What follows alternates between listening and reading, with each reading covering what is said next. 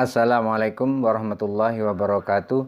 Innal hamdalillah wassalatu wassalamu ala Rasulillah wa ala alihi wa ashabihi wa mawalah la haula wala quwata illa billah. Rabbi syrah li sadri wa yassir li amri wa hlul 'uqdatam min lisani yafqahu qawli, amma ba'du.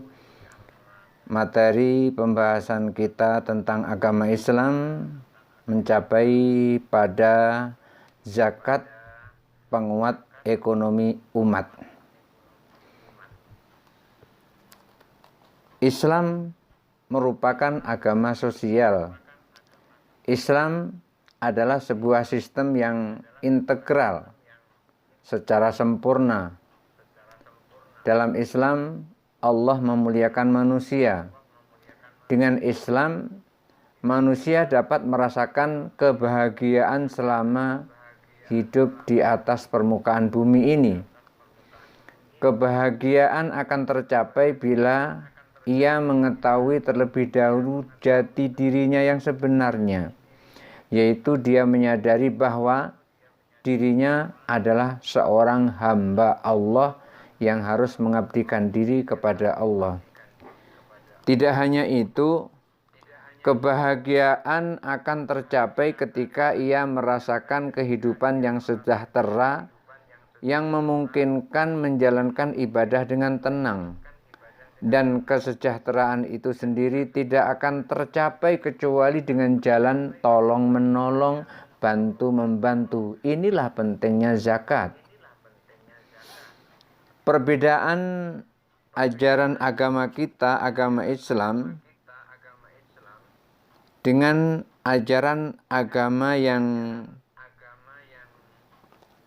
dibuat hanya oleh orang, itu adalah sangat jauh, sangat berbeda. Islam satu-satunya sistem yang dapat mewujudkan semua kebutuhan vital manusia. Islam sejalan dengan fitrah manusia yang akan membuat manusia merasa damai dengan adanya Islam. Islam mewujudkan segala kebutuhan melalui sistem yang sempurna, melalui akidah yang lurus, melalui penciptaan dan aturan yang mengikat manusia itu sendiri. Seperti halnya disyariatkan zakat. Syariat zakat tidak lebih dari satu acuan dari sekian banyak ajaran yang disyariatkan oleh Allah Subhanahu wa Ta'ala dalam membentuk kepribadian seseorang yang selaras dengan syarat-syarat kebahagiaan manusia, kebahagiaan dalam kehidupan sosial dalam masyarakat, bahwa antara seorang dengan yang lain merupakan satu kesatuan yang saling berketerkaitan, tidak bisa dipisahkan, dengan tetap memperhatikan aspek bahwa manusia itu adalah individu yang selalu menginginkan kebahagiaan pribadi di muka bumi ini.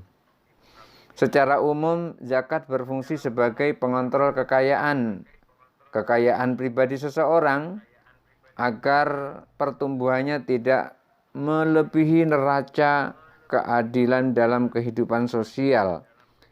Zakat merupakan pengawas agar pertumbuhan harta seseorang tunduk pada asas kecukupan individual dari setiap orang.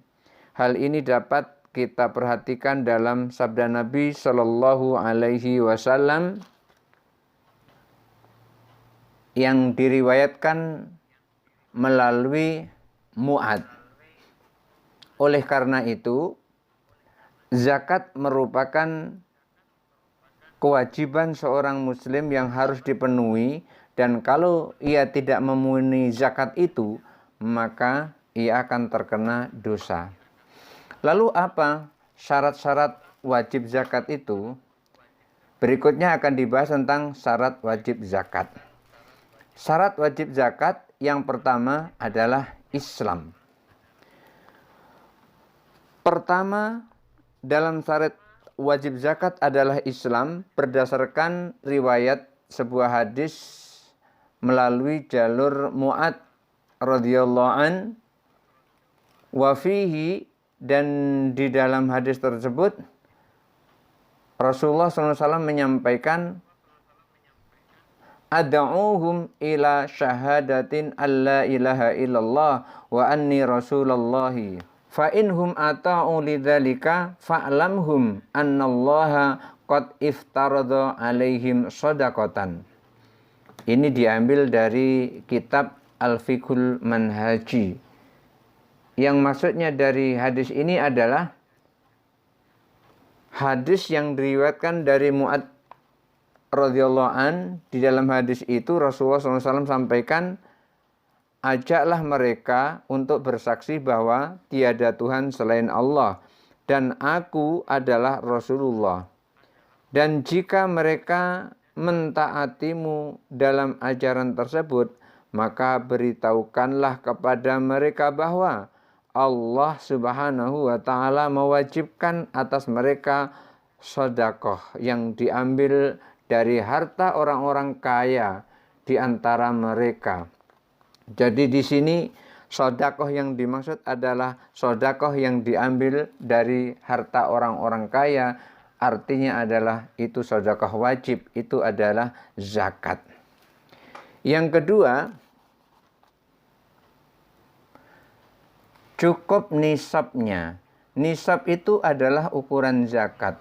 Ketika seseorang telah mencapai harta pada batas tertentu, maka ia akan memperoleh atau mendapat kewajiban untuk mengeluarkan zakat.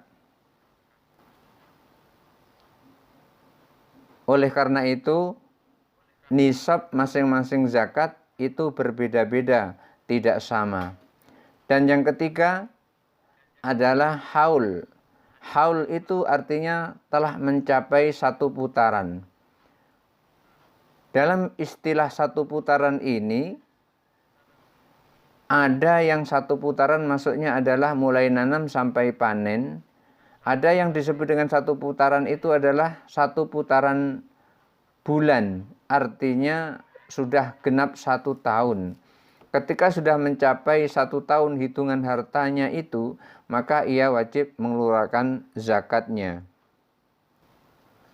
Oleh karena itu, laisa fi malin zakatun hatta yahulu alaihil haulu. Rawahu Abu Daud. Tidak ada dalam sebuah harta itu harus mengeluarkan zakat sehingga harta itu sudah mencapai 1 haul. Hadis ini diriwayatkan oleh Abu Daud. Artinya ketika harta yang kita miliki itu belum sampai kepada 1 haul, 1 putaran atau 1 kali panen atau sudah genap 1 tahun, maka tidak mengeluarkan zakat. Berikutnya adalah macam-macam zakat. Apa saja yang harus dizakati dari harta benda yang dimiliki oleh umat muslim? Umat Islam ketika dia memiliki harta, maka ada kewajiban untuk mengeluarkan zakatnya dari harta tersebut. Apa di antaranya? Di antaranya yang pertama adalah an-naqdani. An-naqdani itu maksudnya adalah 2 bentuk uang. Yang dimaksud dengan bentuk uang itu adalah emas dan perak.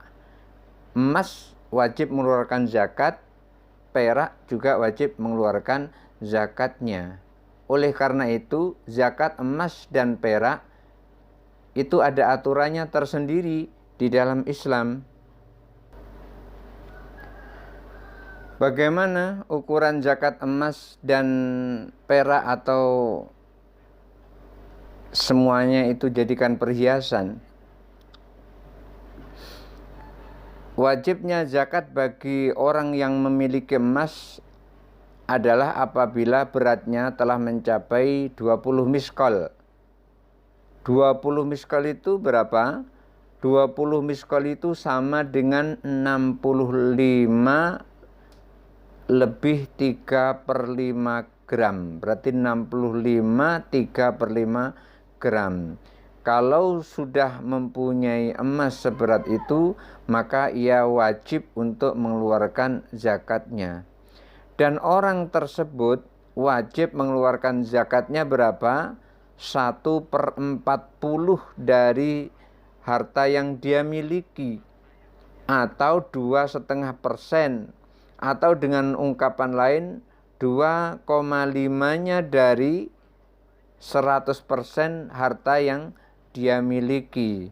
Paling gampangnya adalah ketika dia memiliki emas seberat 65 3/5 gram, ia harus sudah mengeluarkan 2,5% dari 65 3/5 gram itu tadi. Dan wajib bagi orang yang memiliki perak apabila bobotnya telah mencapai 200 dirham. 200 dirham itu berapa? Ukuran yang seperti itu kita sulit untuk mengetahuinya karena kita nggak punya timbangan namanya dirham. Oleh karena itu, ulama memberitahukan bahwasanya perak yang mencapai berat 200 dirham itu sama dengan 640 gram.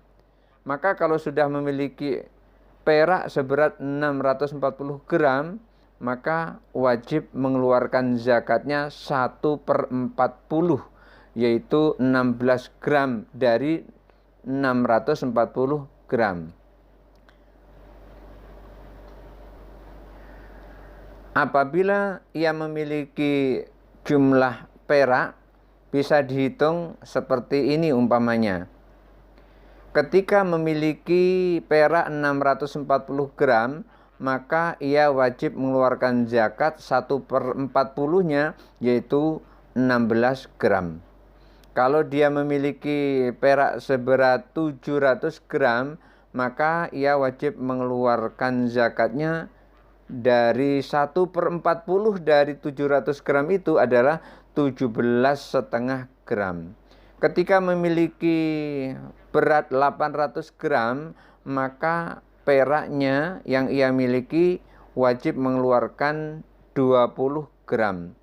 Dan ketika memiliki 900 gram peraknya seberat itu, maka wajib mengeluarkan 22,5 gram. Dan ketika memiliki 1000 gram, maka wajib mengeluarkan 25 gram. Ketika beratnya 110 gram, wajib mengeluarkan peraknya 27,5 gram.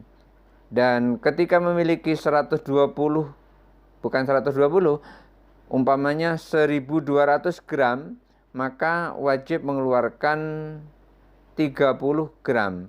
Dan ketika ia memiliki perak seberat 1300 gram, wajib baginya mengeluarkan 32,5 gram.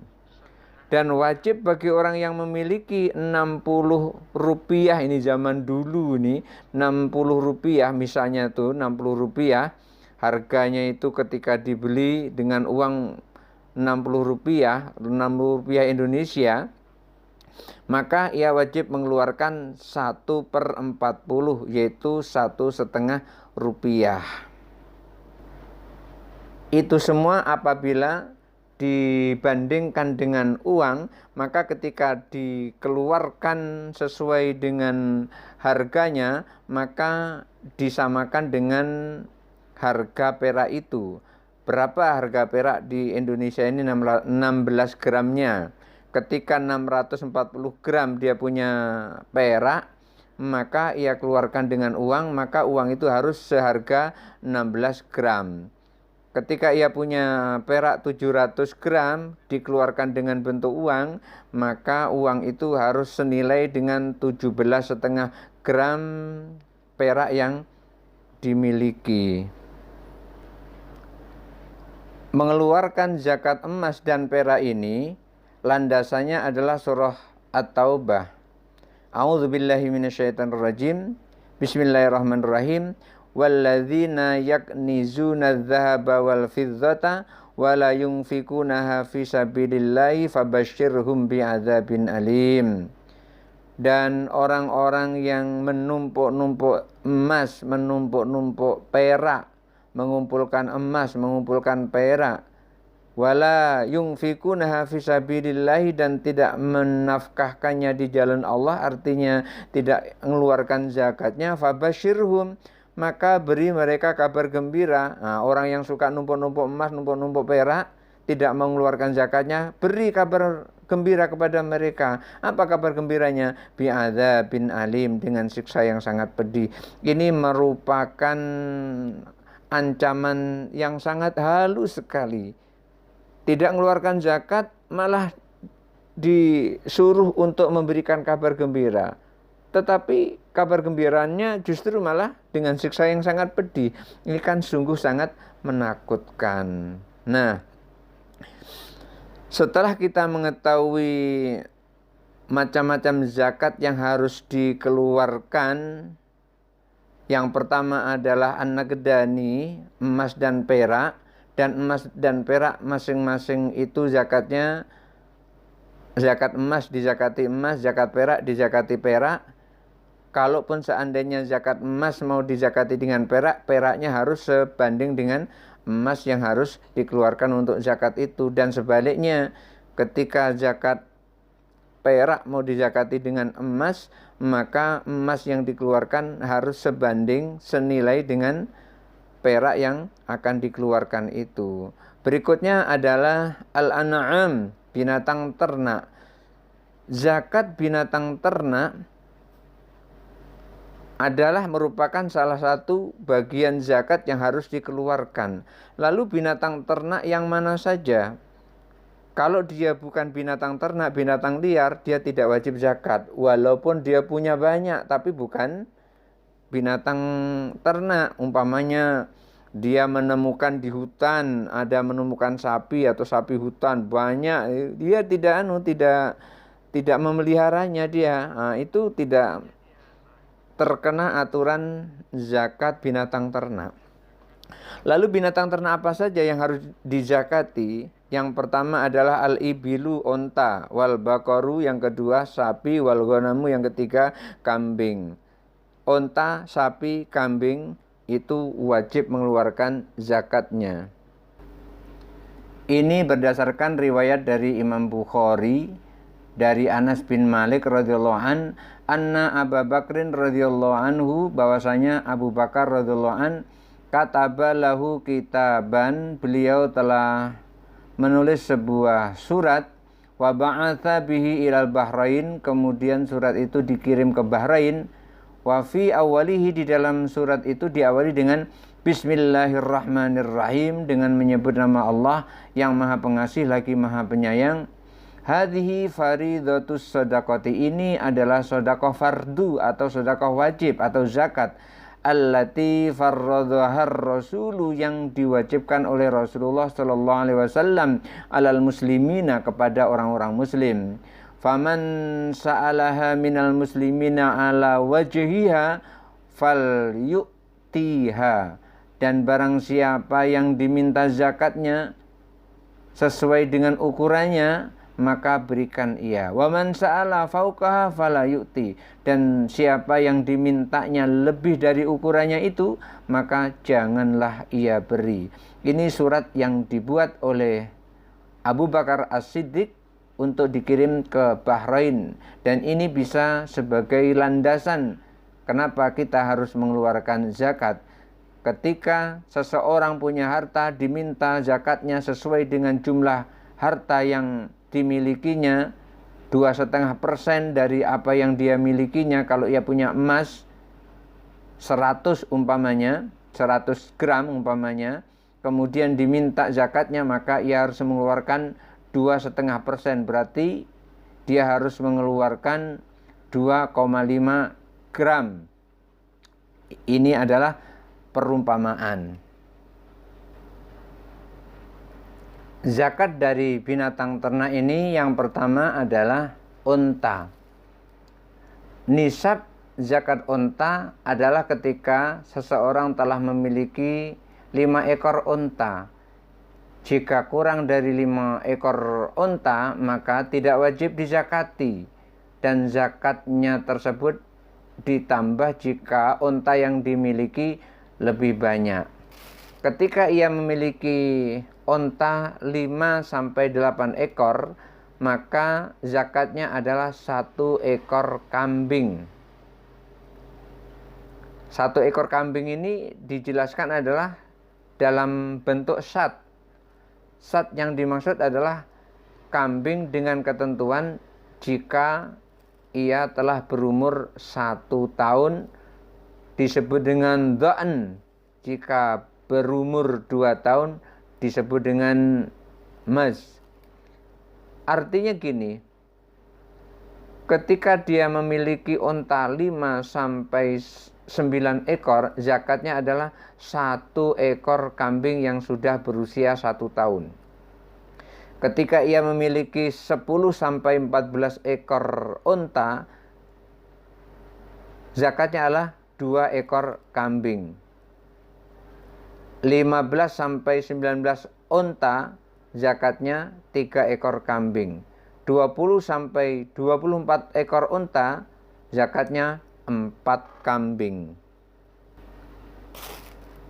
Begitu dan seterusnya. Sementara itu, untuk zakat sapi, ketika ia memiliki 30-39 sapi, maka zakatnya adalah 1 ekor tabi atau tabi'ah, yaitu sapi yang berumur 1 tahun. Jadi ketika ia memiliki sapi 30-39 ekor, maka zakatnya adalah sapi berumur 1 tahun. Berarti ini adalah anak sapi. Ketika sapinya 40-59 ekor, maka zakatnya adalah 1 ekor musinnah, artinya sapi yang telah berumur 2 tahun. Punya sapi 60-69 ekor, zakatnya adalah 2 ekor tabi. 2 ekor tabi itu artinya sapi yang berumur 1 tahun, jumlahnya ada 2. Berarti 2 anak sapi yang masing-masing berumur 1 tahun. Sapi yang dimiliki 70-79 ekor, maka zakatnya adalah 1 ekor musinnah dan 1 ekor tabi. Artinya zakatnya adalah 1 ekor sapi yang sudah berumur 2 tahun ke atas dan 1 ekor sapi yang berumur 1 tahun ke atas. Ini ada 2 macam sapi, 2 tahun ke atas dan 1 tahun ke atas. Yang 1 tahun ke atas 1, yang 2 tahun ke atas 1. Itu kalau sapi yang dimiliki 70-79 ekor. Kalau sapinya yang dimiliki 80-89, maka 2 ekor musinnah, 2 sapi yang masing-masing berumur 2 tahun ke atas, 2 tahun 1 bulan, 2 tahun 3 bulan, dan seterusnya. Memiliki sapi 90-99 ekor, maka zakatnya adalah 3 ekor tabi. Artinya 3 ekor tabi ini adalah sapi yang masing-masing berumur 1 tahun. Jumlahnya ada 3 kalau memiliki 90-99 ekor sapi. Kalau punya sapi 100-109, maka zakatnya adalah 1 ekor musinnah dan 2 ekor tabi. 1 ekor musinnah berarti umur 2 tahun ke atas, 2 ekor tabi berarti masing-masing berumur 1 tahun ke atas. Begitu seterusnya. Berikutnya adalah zakat kambing. Kapan kambing itu dizakati? Ketika kambing itu sudah mencapai 40 ekor. Ketika seseorang punya kambing 40 ekor sampai 120 ekor, maka ia wajib mengeluarkan kambing 1 ekor. Zakatnya 1 kambing 1 ekor. Jika berupa domba, maka domba dha'n atau domba muda harus berumur 1 tahun. Dan jika berupa kambing, maka kambingnya itu harus berumur 2 tahun. Ini kalau punya kambing 40-120 ekor. Kalau kambingnya 121 sampai 200 ekor, maka zakatnya 2 ekor kambing. 201 sampai 300 ekor, zakatnya 3 ekor kambing. Begitu seterusnya, ketika ditambah 100, 100, 100, begitu seterusnya. Ditambah 1, ditambah 1, ditambah 1, begitu seterusnya. Berikutnya adalah az-zuru was-samar, zakat tanaman dan zakat buah-buahan. Yang harus dizakati adalah yang pertama as-samar. As-samar di sini artinya buah-buahan. Buah-buahan seperti apa yang dizakati? Buah-buahan yang dizakati seperti ar-radbu atau at-tamar wal inab, yaitu korma dan anggur. Siapa punya korma wajib mengeluarkan zakat, siapa punya anggur wajib juga mengeluarkan zakatnya. Sementara itu az-zuru tanaman yang wajib ia keluarkan zakatnya adalah al-hantatu, biji tanaman gandum, wasyairu, jerawut. Jadi tanaman gandum dan tanaman jerawut itu ada zakatnya. Wal aruzzu, beras. Beras juga ada, tanam beras ada zakatnya. Wal adsu, dan tanaman adas. Jadi tanaman obat, tanaman adas yang untuk bumbu itu juga ada zakatnya. Wal khimmasu, al khimmasu itu adalah kacang panjang, seperti juga buncis, itu juga ada zakatnya. Wal dzurratu, jagung. Jagung juga ada zakatnya. Berdasarkan firman Allah Subhanahu wa taala, qaulullahi ta'ala, kulu min thamarihi idza athmara wa atu haqqahu yauma hasadih. Makanlah dari makanan tanaman-tanaman tersebut apabila ia telah berbuah, wa atu haqqahu, dan berikan haknya, artinya keluarkan zakatnya, yauma hasadi, pada saat panen. Jadi ketika seseorang telah panen, maka ketika sampai nisabnya, ia wajib mengeluarkan zakatnya. Dan landasan yang lain, anfiku min thayyibati ma kasabtum wa mimma akhrajna lakum minal ard, dan keluarkan dari yang kalian usahakan yang paling baik, dan apa yang maksudnya adalah dan apa-apa yang Allah keluarkan, yang kami keluarkan maksudnya adalah Allah. Wa mimma akhrajna lakum minal ard, dan apa-apa yang kami keluarkan untuk kalian dari muka bumi. Artinya ketika seseorang petani mengeluarkan zakatnya, itu artinya adalah zakat dari tanaman yang ia tanam, yang hakikatnya adalah Allah yang mengeluarkannya itu dari dalam bumi. Artinya melalui bumi yang Allah ciptakan, Pak Tani menanam, Pak Tani menghasilkan panenan, dan itu hakikatnya adalah dari Allah Subhanahu wa taala. Oleh karena itu, wa mimma akhrajna, dan apa-apa yang kami telah keluarkan. Karena itu Allah menggunakan akhrajna, karena ketika Allah mengeluarkan tanaman itu ada juga campur tangan manusia.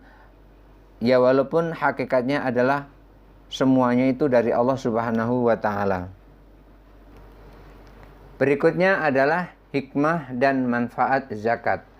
Banyak sekali hikmah dan faedah yang diperoleh dari zakat, yang mana keseluruhan hikmah tersebut tidak mungkin disebutkan dalam pembahasan ini satu persatu. Namun secara umum, hikmah dan manfaat zakat semuanya kembali kepada manusia yang memberi dan menerima zakat itu sendiri secara utama. Artinya yang merasakan adalah manusia yang diberi zakat, dan juga manusia yang memberi zakat. Yang memberi merasakan, yang diberi juga merasakan. Intinya, zakat itu bermanfaat secara pribadi dan juga secara masyarakat, secara orang banyak. Lalu apa manfaatnya? Yang pertama adalah min sya'ni zakati an tu'awidal mu'tiya 'alal karami wal badli. Dengan berzakat, seseorang dapat terbiasa berlaku dermawan dan murah hati. Ini manfaat yang pertama. Yang kedua, tsaniyan tuqawi asiratal uhwati wal mahabbati bainahu wa bainal akharina. Yang kedua, zakat akan makin menguat ikatan persaudaraan dan kasih sayang antara pembayarnya dan orang lain. Salisan min sya'ni zakati an taqdiya ala kathirin min awamiril batalati wa asbabiha.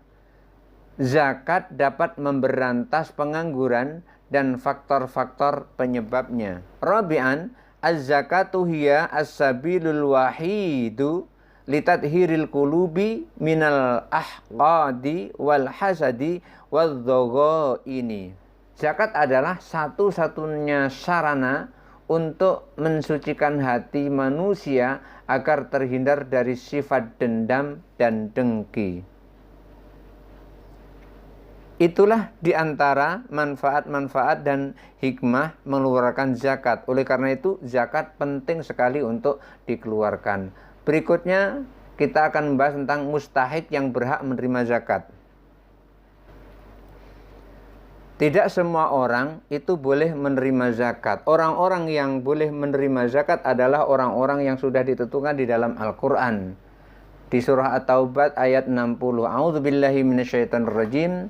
Innama shadaqatu lil fuqara'i wal masakini wal 'amilina 'alaiha wal mu'allafati qulubuhum wa fir riqabi wal gharimina wa fi sabilillahi wa ibnis sabil faridatum minallah wallahu alimun hakim.